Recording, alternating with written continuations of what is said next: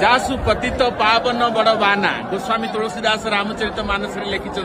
से रामंकर प्रिय राम को सब भजन करती सी होती शंकर भगवान केदारनाथ बर्तमान आम दवाई श्रीमंदिर शीर्ष में उड़ुवा सबुठ बड़ 1 नंबर पताका नहीं आसुचु जहाँकि बर्तमान शंकर भगवान शिव शंकर को केदारनाथ को प्रदान करें बर्तमान से बानार फटो उठाऊ ये बाना आज शिव शंकर पाइबे खुशी हे रामचरित मानस को भल पाती महाप्रभु श्री जगन्नाथ को भल पाती महादेव देवदेव महादेव हिमालय तू केदार बोली कहुई तेणु पतित पावन बाना ता सहित महाप्रभुकर नाकचना गुणा महार्द फूल चंदन ये समस्त आज प्रदान करा आज है अक्षय तृतीया दिव्य दिन आज हूँ सेपटे महाप्रभुकर चंदन यात्रार अयमारंभ नीलकंठ जाऊँगी ये